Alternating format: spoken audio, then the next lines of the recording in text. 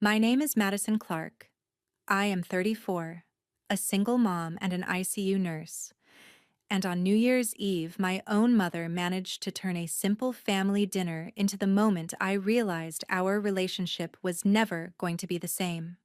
We were halfway through dessert at her shiny new suburban house, everyone pretending to be relaxed, while the TV in the background counted down to midnight, when she suddenly stood up, lifted her glass, and said loud enough for the whole dining room to hear, "We are not babysitting your kids anymore." The room went dead quiet. My fork froze halfway to my mouth. My girls looked up at me, then at her, trying to figure out if this was some kind of joke. It was not. She folded her arms and repeated it, slower this time, like she was making an official announcement. No more babysitting. No more late nights. No more being your backup plan.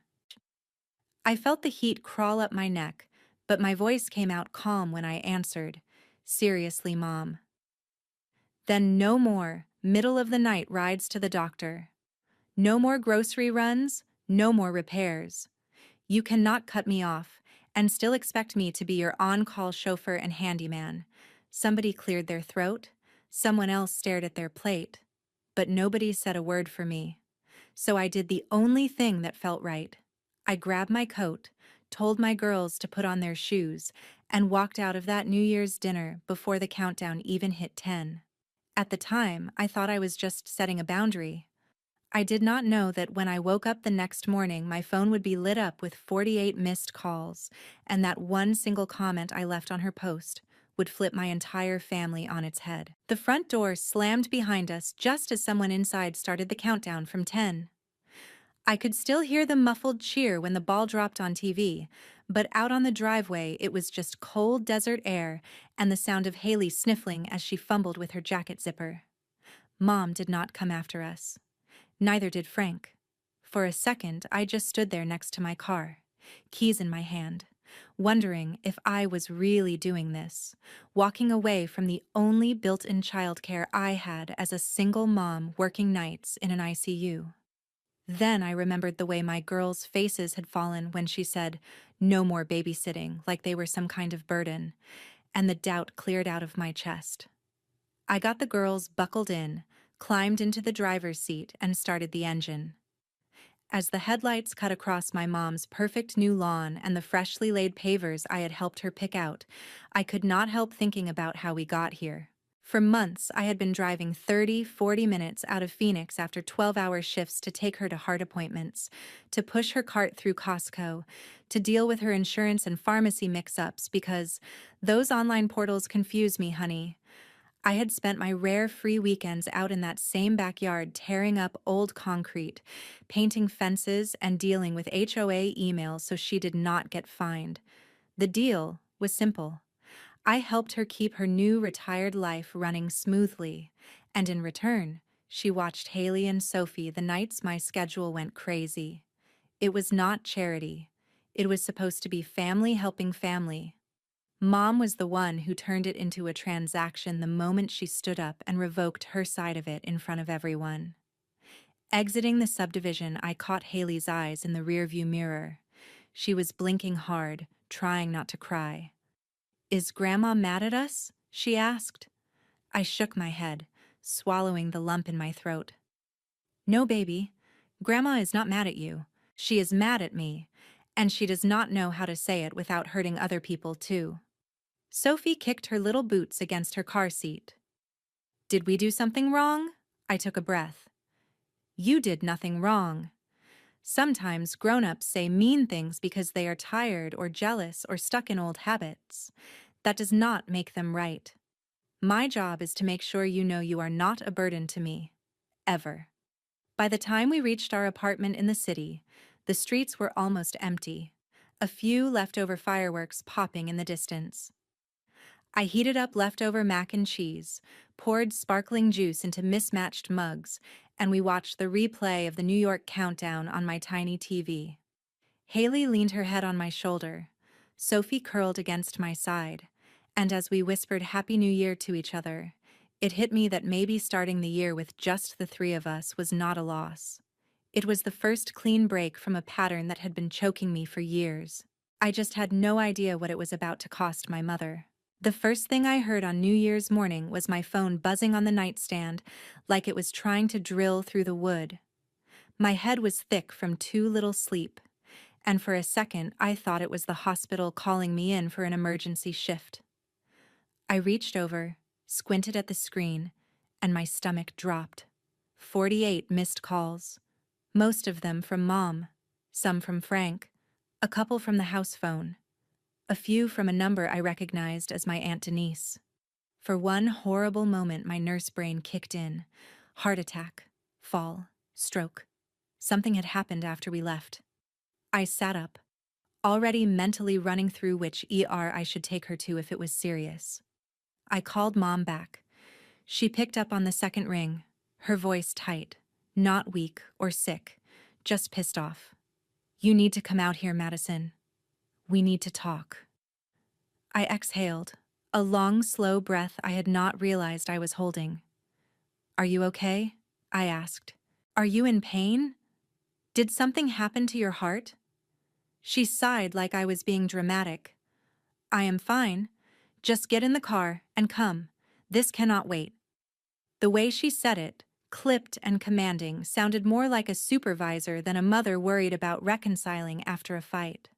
I glanced at the girls still sleeping on the pull-out couch, hair everywhere, blankets twisted around them. Part of me wanted to ignore her, to let her sit with what she had done, but another part needed to make sure there was not some mess brewing that would get worse if I left it alone.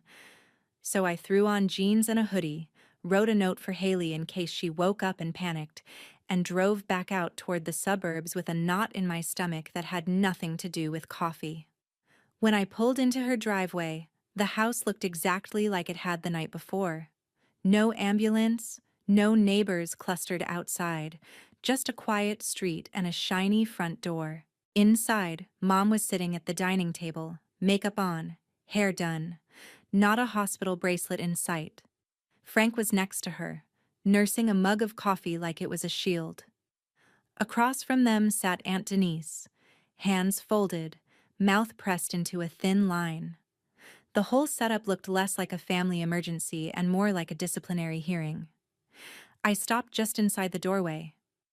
"So no one is dying?" I asked. Mom rolled her eyes. "Can you not be so dramatic?" "We called because what you did last night was completely out of line and childish. You embarrassed us in front of everyone and stormed out over one little comment." "One little comment," I repeated. "Telling your grandkids they are basically a burden is not little, Mom." Frank cleared his throat. "We just think you overreacted. Your mom has done a lot for you. You would not have made it through the divorce without her." Mom sat up straighter, seizing on that. "Exactly. After everything your father put you through, who was there babysitting, cooking, helping you find this job, watching those girls all the time, and you repay me by threatening to cut me off from my doctor appointments and groceries because I am finally setting a boundary." My jaw clenched. "You did not set a boundary. You threw a grenade. You could have pulled me aside any other time and said you needed to cut back on babysitting. Instead, you announced it in front of my kids and half the family, like you were making a toast." Denise shifted in her chair. "Maggie," she said quietly. "You have to admit, saying it that way was harsh. It sounded a lot like the way you used to talk to Madison when she was a kid." Remember, Mom's eyes flashed. "Do not start, Denise. This is between me and my daughter." She turned back to me. "The point is, you still have responsibilities as my child. I am older now. I cannot just drive myself to cardiology. I cannot haul groceries by myself. You do not get to withdraw all that, just because your feelings are hurt." "So let me get this straight," I said. "You want to be done watching my kids, but you still expect me to drive 40 minutes each way whenever you need something, fix whatever breaks, argue with the HOA for you, and handle all your online medical junk. Because that is not a boundary, that is a one-way street." "That is how family works," Mom snapped. Parents take care of children, then children take care of parents. You owe me? The word owe hit something raw in me. All those nights I had driven on no sleep, all the canceled plans, all the times I swallowed her comments just to keep the peace, lined up in my mind like a row of receipts. I looked at Denise. She held my gaze, then gave the tiniest nod, like she was saying, "I see you." I turned back to my mother. "No, I do not owe you rides. I do not owe you free labor. I do not owe you my kids' feelings in exchange for your convenience. You made it very clear last night that you do not want to be part of my support system anymore. So I am taking you at your word." Mom's face went blotchy. "So what? You are just going to abandon your mother now that she is old. I am not abandoning you," I said. "I am telling you that starting today, I am not your chauffeur or your handyman. If you need to get to the doctor, you can call a neighbor, a taxi, Uber, whatever. If you want someone to fix your fence, you can pay them. I am done being the only one sacrificing." The room went so quiet I could hear the fridge humming. Frank opened his mouth like he wanted to argue, then closed it again. Denise stared down at her hands. Mom looked at me like she did not recognize me. "You cannot be serious." "Watch me," I said. And for the second time in 24 hours, I walked out of her house, this time with no kids to shield me and no guilt heavy on my shoulders, just a strange, cold certainty that I had finally cut the cord she kept using to pull me back. I did not know yet how much that cut was going to cost her. The first few days after that second walkout were weirdly quiet. I went back to my night shifts, back to charting and alarms and families huddled in ICU waiting rooms, and for the first time in months, I was not mentally calculating how many minutes it would take to detour through my mom's suburb to pick up her prescriptions or drop off groceries. Then the messages started. At first they were short and almost polite. "Madison, I am sorry if I hurt your feelings. Can we talk?" Then I missed the girls. "Let me see my granddaughters." I stared at my phone between patients, my thumbs hovering over the keyboard. She was not apologizing for what she said. She was apologizing for my reaction. So I replied once, short. "I am not keeping them from you, but we are taking a break until I know you can be kind to them. That is all." The next morning, there was another text. "Fine. I will babysit sometimes. But you still need to drive me to my appointments. I cannot do all this on my own." There it was again. The trade. The expectation that my time and energy were a resource she could negotiate for like a discount at the register.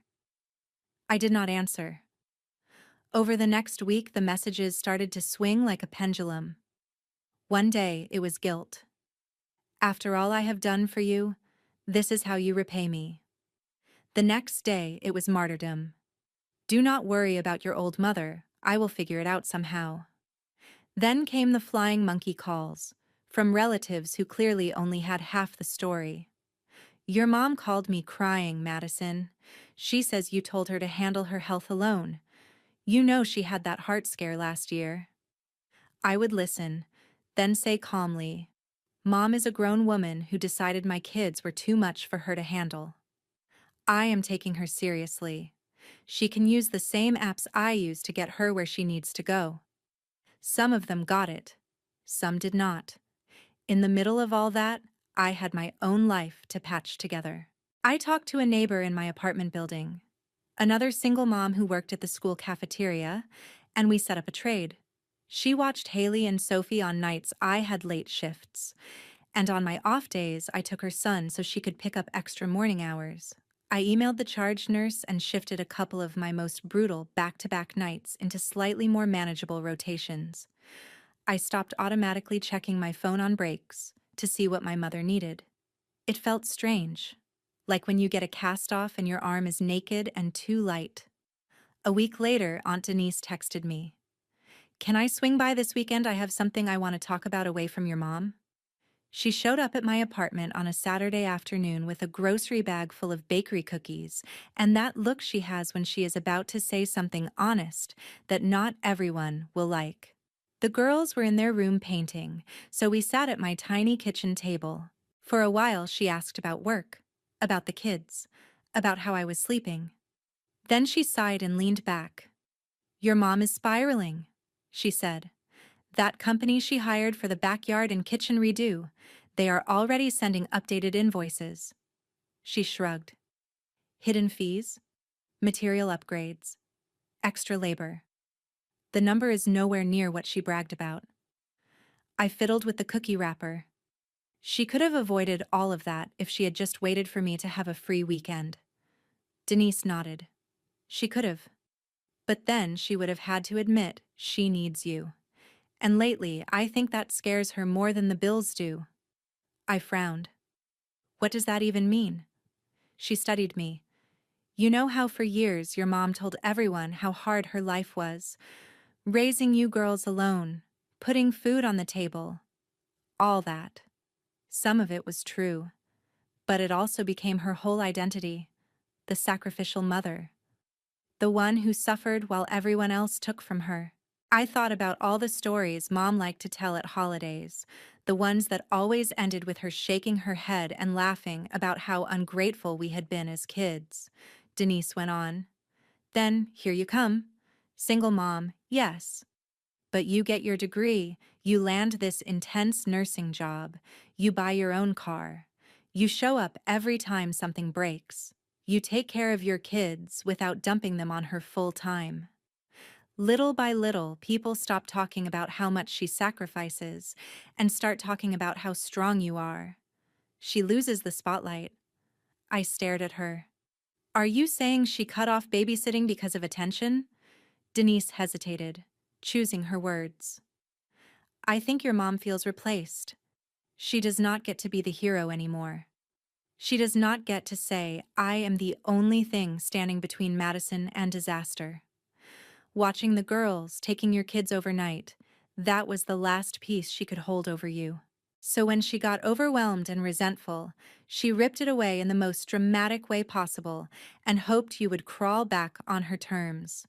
The words hit something I had not wanted to name. I remembered every backhanded comment about my schedule, every time she told someone I worked too much, every side-by-side comparison between my girls and perfect little Caleb. And under all of it, this quiet tension whenever someone complimented me instead of her.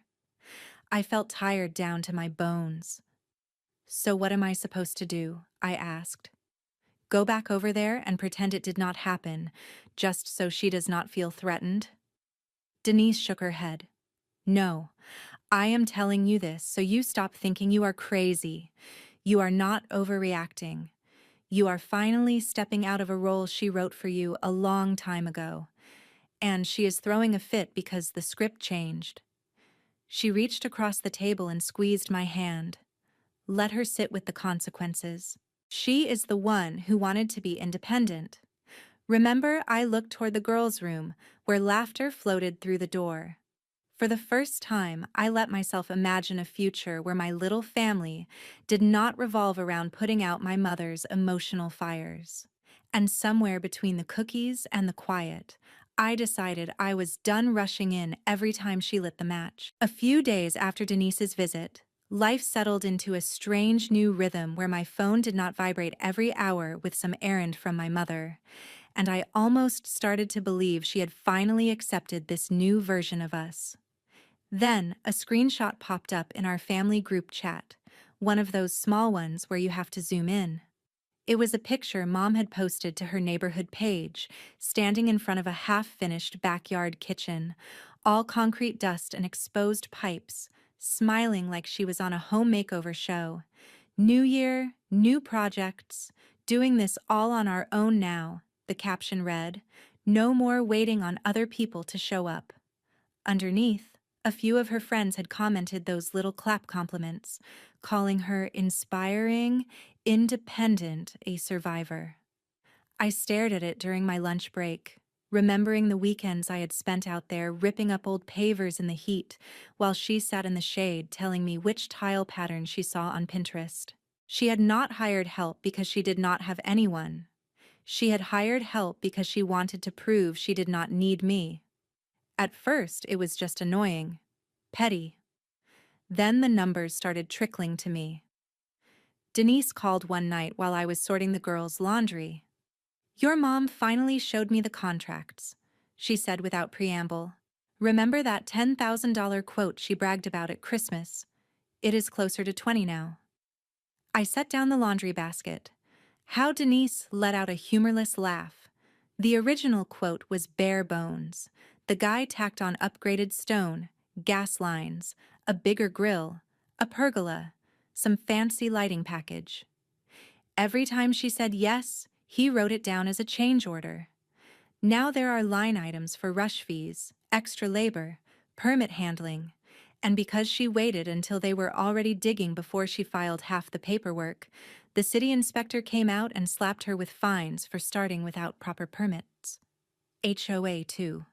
She is being hit on both ends. My chest tightened. Not with sympathy at first, but with that sick, familiar feeling of watching someone drive into a ditch you warned them about. Why did she not call me when they brought the contract I asked? I could have looked at it. "Because that would mean admitting she needed you," Denise said. "And right now she would rather bleed money than give you that win." Over the next week, the story evolved as it filtered through the family. One cousin mentioned Mom had called asking to borrow $500 until the inspection mess is sorted out. My grandmother let it slip that Maggie had cried on the phone about how she had no one to help her, how her ungrateful daughter had left her to deal with construction sharks. The words ungrateful daughter hit a nerve, the same old refrain she had used on me since I was a teenager any time I wanted something for myself. Only this time, there were receipts. I was not the one who signed loans or hired contractors off TV commercials. She was. One afternoon, between shifts, I stopped by a coffee shop near the hospital and found Denise already there, a manila folder sitting on the table between her hands. She slid it toward me. I told her I should not, but she insisted. I opened it. There it was in black and white. The initial quote, 10,000. The revised total, just under 22. A red stamp from the city detailing the code violations. A letter from the HOA threatening additional penalties if certain structures were not brought up to standard within 30 days. My mother's signature at the bottom of every page. I felt my jaw clench. "This is her mess," I said quietly. Denise nodded. "It is, and she is already trying to spin it like it happened because you were not there to save her from it." That stung more than the numbers. She was doing exactly what she had always done, turning her choices into my responsibility. The difference was that this time there was nothing I could fix with a weekend of sweat and a couple of phone calls. Money owed was money owed. Permits filed late were still late. Contractors who smelled desperation did not suddenly grow a conscience because a nurse with 2 kids frowned at them. For a brief second, I pictured driving out there anyway, marching up to the project manager, tearing through every clause until he agreed to cut the bill. I imagined throwing my credentials and my anger and every ounce of my energy into salvaging her backyard, just so she would not have to sit in the ruins of her pride. Then I pictured Haley's face when I had to cancel movie night again. I pictured Sophie asking why Grandma could hurt her feelings and still get everything she wants. I closed the folder and pushed it back. "I am not getting involved," I said. Denise searched my face, then nodded slowly. "Good. She needs to know that consequences are not just things that happen to other people." Later that week, Mom finally broke her silence with me. She called while I was on my break, her voice thick and practiced. "I hope you are happy," she said without hello. "That company is robbing us blind. If you had been here, this never would have happened." I took a breath, kept my voice level. "If you had waited and talked to me before signing anything, I could have warned you. You chose to do it without me. That was your decision. Now you have to deal with the fallout. She scoffed. So that is it. You are just going to sit back in your little apartment while your mother drowns in debt because you are mad. I said no to babysitting. I stared at the vending machine, at rows of snacks behind glass. For years, I had been the emergency exit she ran to every time the smoke started rising, but I was not the one holding the lighter. I am not sitting back, I said quietly. I am taking care of my kids, working my job, paying my own bills. I am not responsible for contracts I did not sign. There was a long silence on the line. For once, she had no quick comeback. When she finally hung up, my hands were shaking, but under the fear and the old guilt there was something else, something that felt almost like relief. Let her learn what it means to be independent the way she bragged about online, I thought. Let her feel, maybe for the first time, what it is like when there is no one left to clean up the mess but the person who made it. 2 weeks passed before my mother tried a different approach. The messages stopped swinging between guilt and rage, and one afternoon, in the middle of my shift, a new text popped up that actually made me pause. Madison, I know I said things I should not have. I was stressed, and I took it out on you and the girls. Can we please meet and talk like adults? I stared at the screen in the supply closet, reading it 3 times. For the first time, there was no but, no immediate pivot to everything I had done wrong. I did not trust it, but I also knew these moments were rare with her. So I typed back, short coffee, public place, no arguments in front of the girls. She agreed so fast it almost made me suspicious. We met on a Sunday afternoon at a cafe halfway between my apartment and her suburb. I got there early and sat by the window, hands wrapped around a mug I could barely taste. When she walked in with Frank at her shoulder, she looked smaller than I remembered. Not physically, exactly, but like the air had gone out of her a little. She sat down across from me, eyes shiny above her untouched coffee. I am sorry, she said without preamble. The words sounded stiff in her mouth, like a foreign language, for what I asked. I was not going to let her slide by on a general apology for my feelings, for the way I said things at dinner, for embarrassing you in front of the girls, for saying they were too much. She looked away as she said the last part, but at least she said it. Frank nodded. It was not our best moment. I took a breath. That hurt them, I said. Haley asked me if Grandma was mad at her. Sophie wanted to know what she did wrong. They heard you, Mom. They are not deaf. Her face crumpled for a second, the way it used to when we were little and she realized she had gone one step too far. I never meant to hurt them, she whispered. I felt cornered. Everyone talking about how strong you are, how you do everything alone. I used to be the one people said that about. Now it is like I am invisible unless something is wrong with my heart or my bills. There it was, the thing Denise had tried to explain to me, coming straight out of my mother's mouth. You think I am taking your place? I said slowly. She shook her head, then nodded, then shook it again. I think I spent 30 years sacrificing and then suddenly you are the one everyone is impressed by. You are the hero now. It is stupid, I know, but it feels like there is no room for me anymore unless I am needed. Frank cleared his throat. She has been struggling since she retired, he said quietly. She does not say it right, but she is scared. Scared of what I asked. Of not mattering answered a lot of questions I never knew how to ask. I sat back, feeling something like sympathy and anger twisting together. I understand being scared, I said. I understand feeling invisible. I have felt like that my whole life around you. Her eyes snapped up. That is not fair. I swallowed the hurt that wanted to spill out. Maybe it was not fair, but it was true. And if we were doing honesty, then we were doing all of it. Here is where I am at, I said. I am done tying my life in knots to keep you comfortable. I am done driving after 12-hour shifts to do things you can pay someone else to do. I am done letting my kids be collateral damage in whatever you are feeling about your own life. If you want a relationship with me and with them, it has to look different. She stiffened. Different how I held up a finger. 1. You do not get to call my kids a burden, too much, or anything like that ever again. Not even as a joke. If you are overwhelmed, you say you are overwhelmed. You do not dump it on them. Second finger. 2. Babysitting is not a bargaining chip. If you are too tired or do not want to watch them, you say no. If you say yes, you do it without keeping score. That is the only way this works. Third. 3. I am not your chauffeur or handyman anymore. I will help when I genuinely can and when I choose to, not because I am guilted into it. You have other options.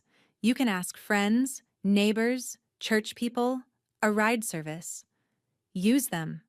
She opened her mouth, probably to say, that is not how family works, then saw my face and shut it again.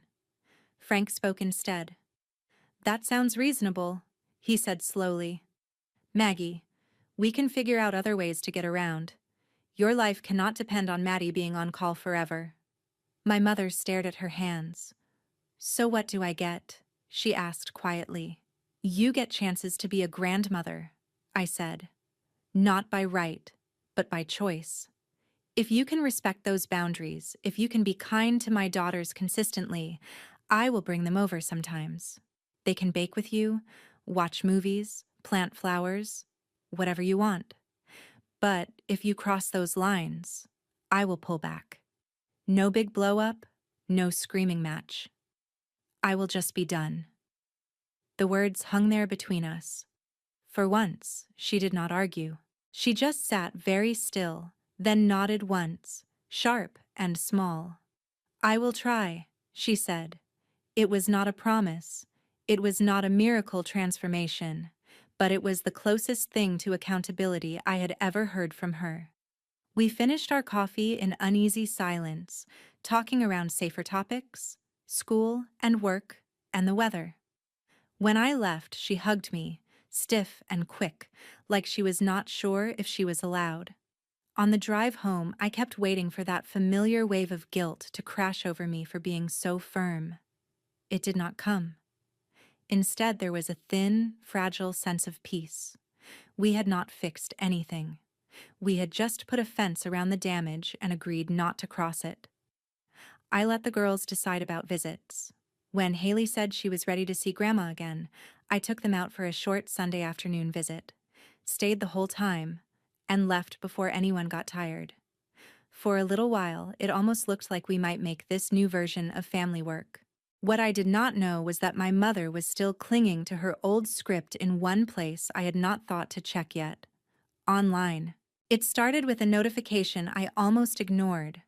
Someone had tagged me in a post in our private family Facebook group. My mother had posted a selfie of her and Frank in front of the finished backyard kitchen, all glowing lights and stone countertops. The caption hit harder than the picture. After a rough year, we finally did it, she wrote. All on our own. No help, no handouts. Just two old folks figuring things out without relying on anyone.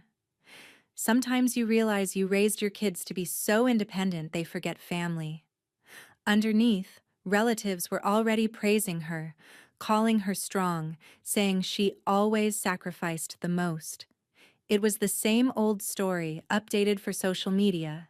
The abandoned mother, the ungrateful daughter. Except now I could literally see the lie. I thought about letting it go. Then I pictured Haley's face when Mom called my kids too much. Remembered the 48 missed calls, the way she kept trying to drag me back into the role of rescuer. My hands stopped shaking. I opened my photos, pulled up a shot of me covered in dust ripping up her old backyard, and a screenshot of our old text where she had spelled out the deal in her own words.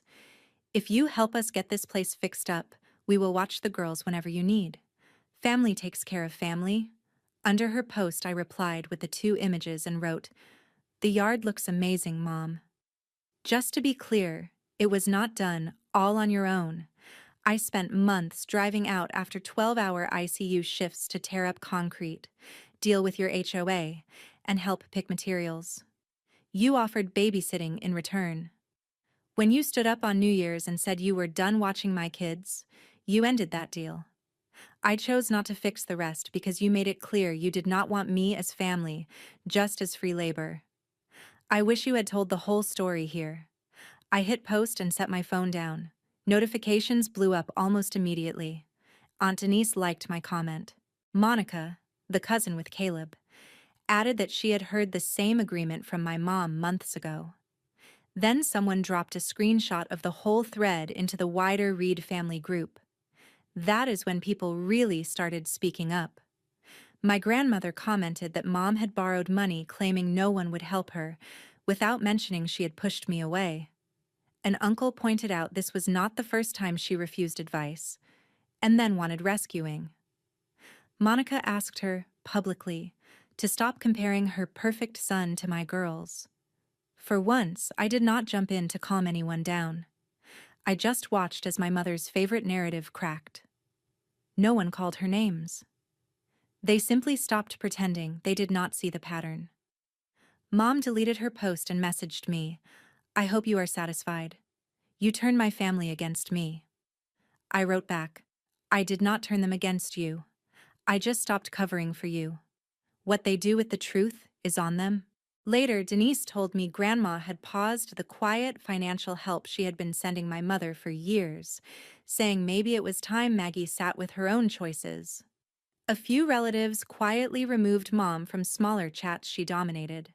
It was not some dramatic exile, just a gentle pulling away from the drama she used to control. That night, after I tucked the girls in, I left the family group myself and turned off notifications.